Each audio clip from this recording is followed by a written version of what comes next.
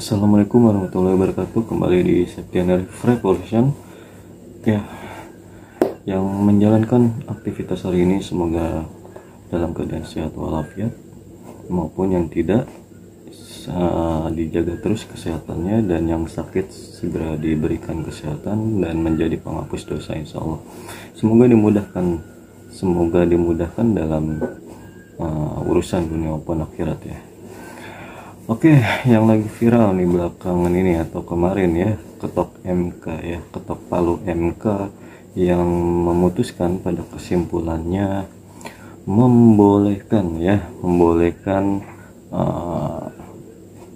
baca pres atau capres atau cawapres itu di usia yang tidak seperti peraturan terlebih dahulu ya, yang dahulu dengan dengan syarat telah memimpin di wilayahnya, atau istilahnya kayak telah menjabat, misalkan seperti jadi gubernur di Solo, di Jakarta misalkan, pemerintah daerah lah ya, atau telah terpilih dalam pemilihan umum, itu dibolehkan walau tidak berusia 40 tahun. Dengan hal ini secara mutlak ya, secara final, berarti contoh misalkan kayak yang lagi ramai itu Kaisang yang digadang-gadang menjadi wakil atau baca pres dari Pak Prabowo Subianto. Ini lagi ramai, sempat menjadi trending topik ya di Twitter. Dan di sini saya ingin menampilkan dari salah satu anggota hakim, kalau tidak salah namanya Pak Saldi Asri ya. Begini ulasan berikut, simak dulu videonya. 155 tahun 2023, saya menolak permohonan aku, dan seharusnya Mahkamah pun menolak permohonan aku.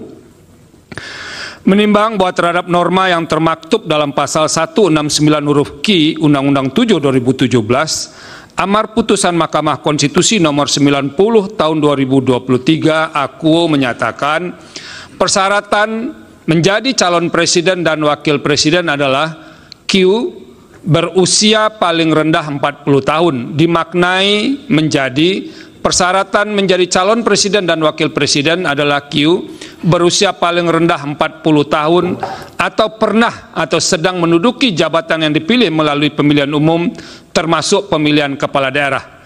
Berkenaan dengan pemaknaan baru tersebut, terlebih dahulu saya akan mengemukakan beberapa hal berikut.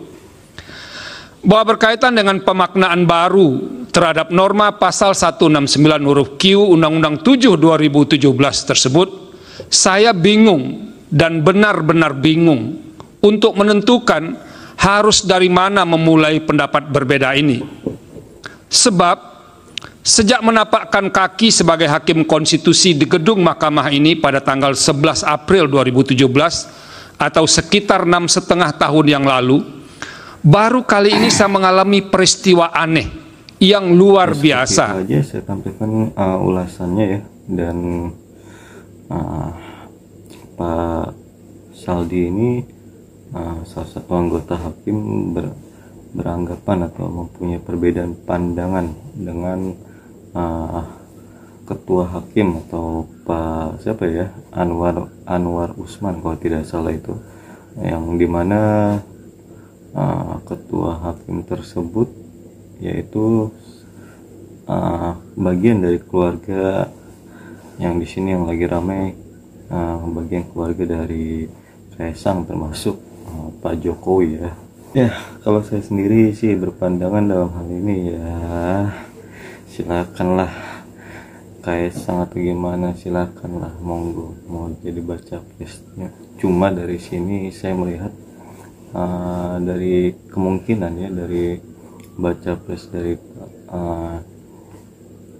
Pak Prabowo misalkan dengan Kaisang, dan satunya Pak Ganjar misal dengan Bu Hovifah, saya melihat ini dua pasang ini merupakan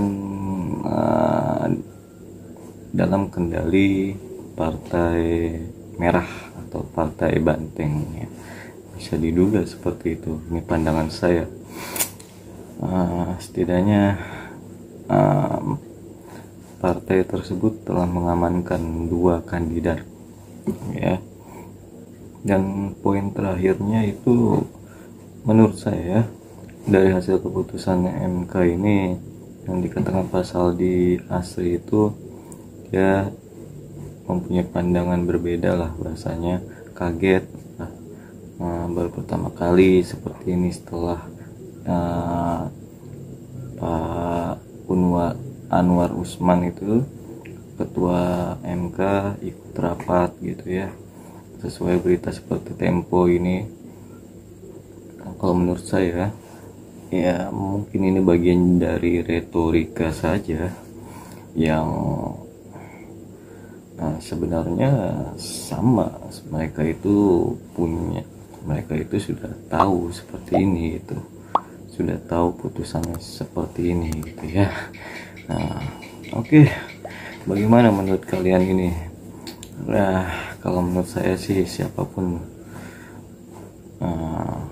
presidennya maupun wakil presidennya tidak akan merubah suatu kondisi bangsa Indonesia sebelum sistem di negeri tercinta ini, negeri Indonesia tercinta itu dirubah menjadi sistem Islam ya. Saya mengutamakan hal itu, sistem Islam yang insya Allah dan saya meyakini akan merubah suatu keadaan bangsa ini menjadi bangsa yang berdaulat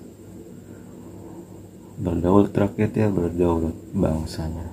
Selama hukum dibuat oleh manusia ya, jangan harap keadilan itu akan sepenuhnya kita rasakan atau kemakmuran atau suatu kebaikan untuk bangsa ini atau urusan umat ini. Namun ketika hukum diatur oleh berlandaskan dengan Al-Quran dan Sunnah, insya Allah dan saya meyakini keadilan akan tegak seadil-adilnya, makmur, berdaulat rakyatnya maupun bangsanya. Oke, itu aja berita atau yang saya sampaikan kali ini. Pesan saya, jaga persatuan umat Islam dan jaga persatuan rakyat Indonesia. Berbeda pandangan, berbeda politik, jangan membuat kita terpecah belah.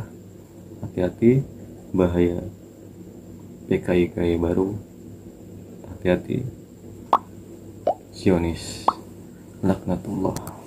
Pererat persatuan, jaga bangsa ini, selamatkan Indonesia. Wassalamualaikum warahmatullahi wabarakatuh.